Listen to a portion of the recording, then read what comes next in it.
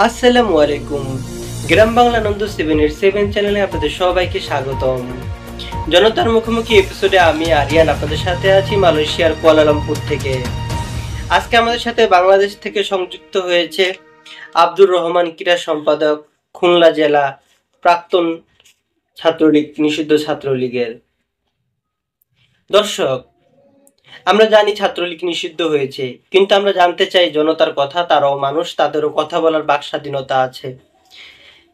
তাই দলকে বাইরে রেখে, দলকে দূরে রেখে, সংগঠনকে দূরে রেখে শুনতে চাই তার কথা, জানতে চাই তার উক্তি, শুনতে চাই তার ব্যাখ্যা। ধন্যবাদ আপনাকে এই ব্যস্ততার মধ্যে আমাকে সময় দেওয়ার জন্য। গ্রাম বাংলার আনন্দ 77 চ্যানেলকে জানাই ধন্যবাদ। ধারাবাহিকভাবে জনতার মুখোমুখি খবর নিয়ে আপনাদের সাথে আছেন সঞ্চালনায় আরিয়ান। তো এই চ্যানেলকে ধন্যবাদ জানাই সততা ও সত্যের সাথে থাকার জন্য। আজকে এখানে অতিথি হিসাবে আমাকে ডাকা হয়েছে, আমি উপস্থিত আছি এবং আপনাদের সকল প্রশ্নের উত্তর দিব। ধন্যবাদ জনাব রহমান আপনাকে আমাদের চ্যানেলে পক্ষ থেকে। আপনার কাছে তাহলে সরাসরি প্রশ্ন চলে যাই। বাংলাদেশের বর্তমান প্রেক্ষাপট, বর্তমান পরিস্থিতি নিয়ে আপনার কি ভাবনা, কি চিন্তা, আপনার নিজস্ব কোনো বক্তব্য আছে কিনা বা আপনার দলীয় কোনো বক্তব্য আছে কিনা অবশ্যই জানাবেন।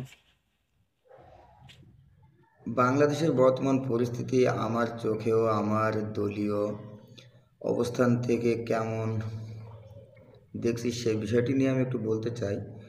বাংলাদেশের বর্তমান পরিস্থিতি, এই পরিস্থিতি মোটেও এই দেশে ও জনগণের জন্য সুখকর নয়। এই দেশ বর্তমানে একটি বিভীষিকাময় দিন পালন করছে। চারিদিকে শুধু হতাশা আর হতাশা। এটা এই দেশ ও জাতির জন্য কল্যাণকর নয়।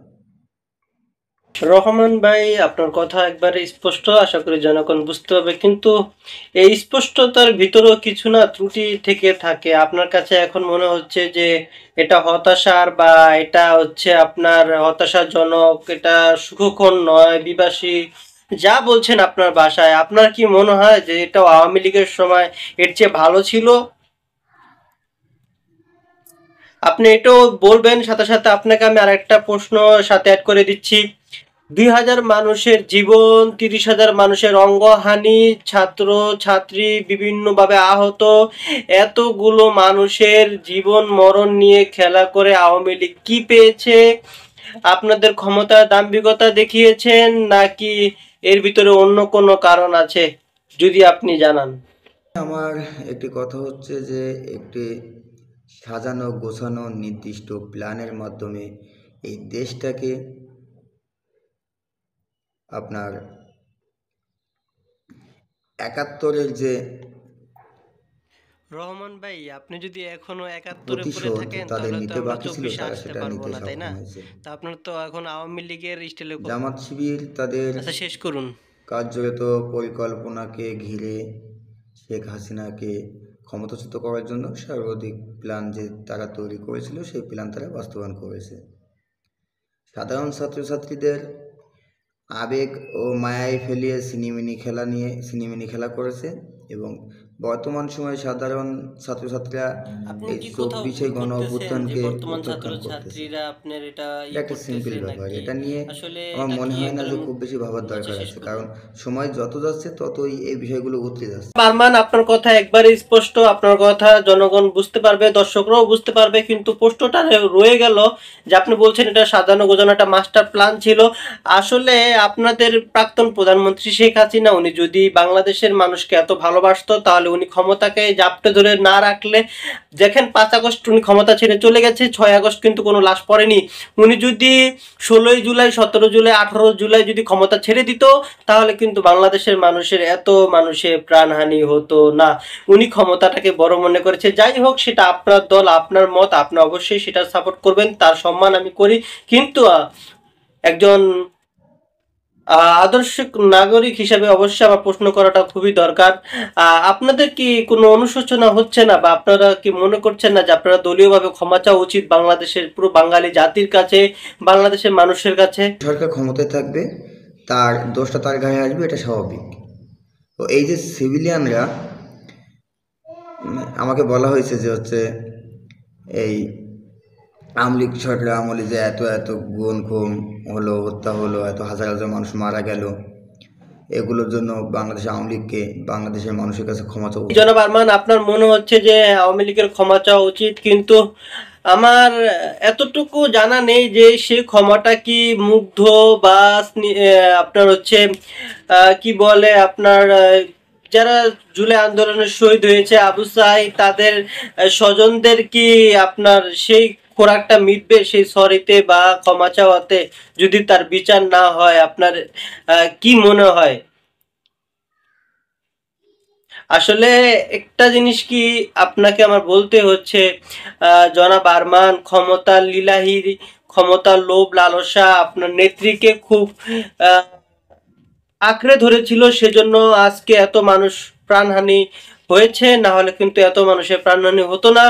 আপনি আমাকে ক্ষমা করবেন যে আমাকে এই প্রশ্নগুলো আপনাকে লাইনে রেখেই করতে হচ্ছে, কিন্তু এগুলো আসলে বাস্তব সত্যি কথা, এটা আমার করতেই হতো, এটা আমার নৈতিক একটি দায়িত্ব। আপনাকে পরবর্তী প্রশ্ন করছি, বর্তমান অন্তর্বর্তীকালীন সরকার নিয়ে আপনার কিছু বলার আছে কিনা, আর উপদেষ্টাদের নিয়ে কিছু বলার আছে কিনা? যে উপদেষ্টা পরিষদ আছে অন্তর্বর্তীকালীন সরকারের, প্রথম বৈষম্যের শিকার কে হয়েছিল জানেন? ব্রিগেডিয়ার সাখাওয়াত হোসেন। ওনাকে স্বরাষ্ট্র মন্ত্রণালয়ের দায়িত্ব দেওয়া হলো এবং উনি যখন হচ্ছে এই যে 7.2 mm বুলেটের পুরো তথ্য ইনভেস্টিগেশন করতে চাইলো, তখনই তাকে সরিয়ে দেওয়া হলো। কারণ কি? তারপরে তাকে সরানোর পর যাকে দায়িত্ব দেওয়া হয়েছে তিনি তো আর এসে একবারও ওই বুলেট নিয়ে তো কোনো কথা বলেনি যে 7.2 mm এই বুলেট আসলো কোথা থেকে। এই বুলেট তো বাংলাদেশের কোনো বাহিনী ইউজ করে না। ব্রিগেডিয়ার সাখাওয়াতকে কিন্তু ওই বুলেটের বা এরকম কোনো কিছু বা ওই সংক্রান্ত কোনো কিছুর জন্য কিন্তু তাকে বাদ দেওয়া হয়নি, তাকে পরিবর্তন করা হয়নি। তাকে পরিবর্তন করা হয়েছে তিনি ক্ষমতার মসনদে বসে তিনি এসে বলেছে যে আওয়ামী লীগ বৃহত্তম একটি দল, তাকে তার দল গোছাতে বলেছে, সেই কারণে তাকে উপদেষ্টার পদ থেকে তাকে অন্য মন্ত্রণালয়ে শিফট করা হয়েছে, স্বরাষ্ট্র মন্ত্রণালয় থেকে।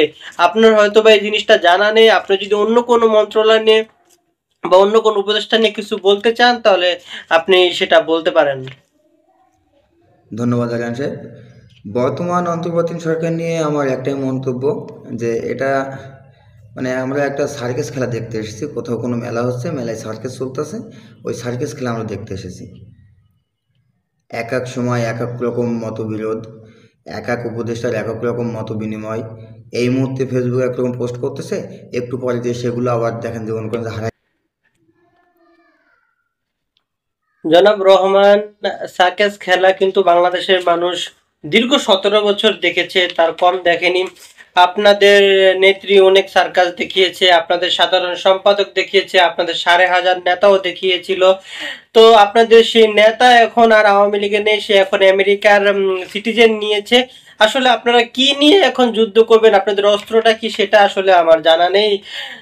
ভালো থাকবেন। আমাদের চ্যানেলে সময় দেওয়ার জন্য আপনাকে ধন্যবাদ। বিতর্ক প্রতিযোগিতায় অবশ্যই বিতর্ক হবে, সেটাই স্বাভাবিক, সেটাকে কোনোভাবে মাইন্ডে না নেওয়াটাই বেটার। সম্মানিত দর্শক, আমাদের সাথে থাকার জন্য আপনাদেরকেও ধন্যবাদ। আশা করি আমাদের কন্টেন্টগুলো আপনাদের ভালো লাগবে, আর অবশ্যই আমার চ্যানেলের পাশে থাকবেন। ধন্যবাদ। আসসালামু আলাইকুম ওয়া রাহমাতুল্লাহি ওয়া বারাকাতুহু।